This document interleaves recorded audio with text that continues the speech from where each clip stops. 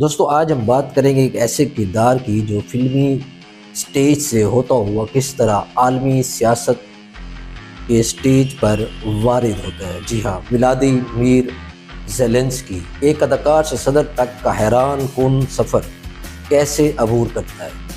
دوستو کیا کبھی آپ نے اس بات پہ غور کیا ہے کہ ایک اداکار جو اسکرین پر ایک عام شہری کا کردار ادا کر رہا ہو حقیقت میں ایک ملک کا صدر بھی بن سکتا ہے۔ دوستو ولادیمیر زیلنسکی کی کہانی بالکل ایسی ہے، لیکن یہ صرف ایک فلمی کہانی نہیں بلکہ ایک حقیقت ہے جس میں سیاست، عوامی مقبولیت اور ایک تاریخی مقابلہ شامل ہے۔ آج ہم جانیں گے کہ زیلنسکی نے کس پارٹی سے الیکشن لڑا، ان کے مد مقابل کون تھا اور کیسے انہوں نے یوکرائن کی سیاست میں ایک انقلاب برپا کر دیا۔ جب زیلنسکی نے سیاست میں قدم رکھا تو انہوں نے کوئی روایتی پارٹی جوائن نہیں کی بلکہ اپنی پارٹی خود بنائی۔ اس کا نام رکھا سرونٹ آف دا پیپل، یعنی عوام کے خادم، جو کہ ایک ان کے مشہور ڈرامے کا نام بھی تھا۔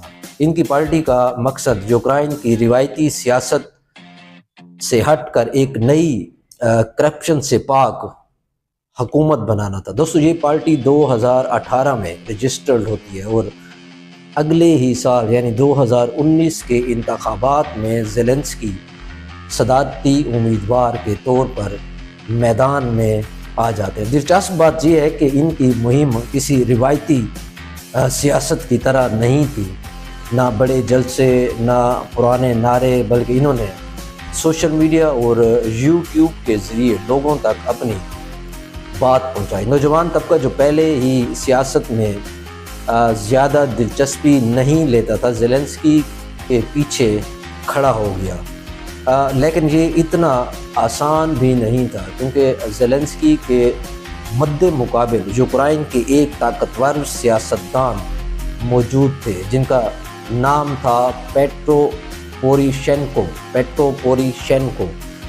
دوستو یہ وہ یوکرائن کے 5ویں صدر رہ چکے تھے اور 2014 تک ملک کی قیادت کر چکے تھے۔ وہ ایک امیر کاروباری شخصیت بھی تھے۔ ان کی پارٹی کا نام تھا یورپین سالیڈیرٹی، جو یوکرائن کو یورپی یونین کے قریب لانے پر زور دیتی تھی۔ پوروشینکو نے زیلنسکی کو ایک ناتجربہ کار امیدوار کہہ کر مسترد کرنے کی کوشش کی۔ ان کا کہنا تھا کہ ایک مزاحیہ اداکار ملک نہیں چلا سکتا، خاص طور پر اس وقت جب یوکرائن کو کئی داخلی اور خارجی چیلنجز کا سامنا تھا۔ یہ ان کا کہنا بنتا بھی تھا جیسے نواز شریف کے مقابلے میں کوئی اداکار آ جائے، لیکن ایک کھلاڑی نواز شریف کے مقابلے میں آیا تھا، وہ محض پاپولر تھا۔ لیکن بات ہو رہی تھی زیلنسکی کی، یوکرائن کی۔ دوستو عوام نے کچھ اور ہی سوچ رکھا تھا۔ جب انتخابات کا پہلا مرحلہ ہوا تو زیلنسکی نے سب کو حیران کر دیا۔ 2019 کے صدارتی انتخابات کے پہلے مرحلے میں زیلنسکی نے 30% ووٹ لیے، جبکہ پوروشینکو نے 16% ووٹ لے کر دوسرے نمبر پر رہے۔ چونکہ کسی بھی امیدوار نے 50% سے زیادہ ووٹ حاصل نہیں کیے تھے، اس لیے 21 اپریل 2019 کو دوسرا مرحلہ شروع ہوا۔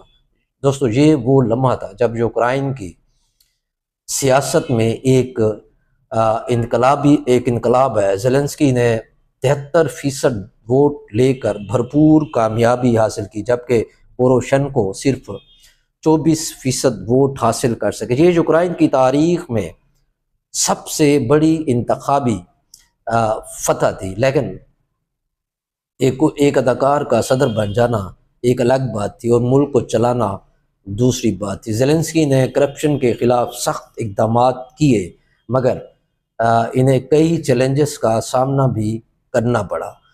دوستو 2019 میں ان کی party servant of the people, یہ نام بھی ایک فلم کا تھا، جیسے پہلے میں نے کہا کہ جب زیلنسکی نے ایک استاد کا کردار ادا کیا تھا اس فلم میں، وہ کرپشن کے خلاف کام کرتا ہوا دکھایا جاتا ہے۔ زیلنسکی نے اسی نام کو پارٹی کے نام پر یعنی سرونٹ آف دا پیپل پر رکھا۔ اس پارٹی نے پارلیمانی انتخابات میں بھی کامیابی حاصل کی اور یوکرائن کی پارلیمنٹ میں اکثریت حاصل کر لی۔ اس کا مطلب تھا کہ زیلنسکی کو حکومت چلانے کے لیے کسی اور پارٹی پر انحصار کرنا نہیں پڑے گا، لیکن جلد ہی انہیں احساس ہوا کہ سیاست اداکاری سے زیادہ پیچیدہ ہے۔ ان پر تنقید بھی ہونے لگی کہ ان کی حکومت نے کرپشن کے خاتمے کو مکمل طور پر ختم کرنے میں کامیاب نہیں ہو سکی۔ اور دوستو پھر آیا 2022 جب روس نے یوکرائن پر حملہ کر دیا۔ دنیا حیران تھی کہ زیلنسکی کیا کرے۔ کئی لوگوں کو لگا کہ وہ ملک چھوڑ دیں گے، لیکن انہوں نے تاریخی الفاظ کہے۔ وہ تاریخی الفاظ یہ تھے کہ مجھے سواری نہیں، گولہ بارود چاہیے۔ یہ وہ لمحہ تھا جب زیلنسکی ایک اداکار سے ایک عالمی لیڈر بن گئے۔ ان کی قیادت میں یوکرائن نے روسی فوج کا سخت مقابلہ کیا اور مغربی ممالک کی حمایت حاصل کرنے میں وہ کامیاب رہا۔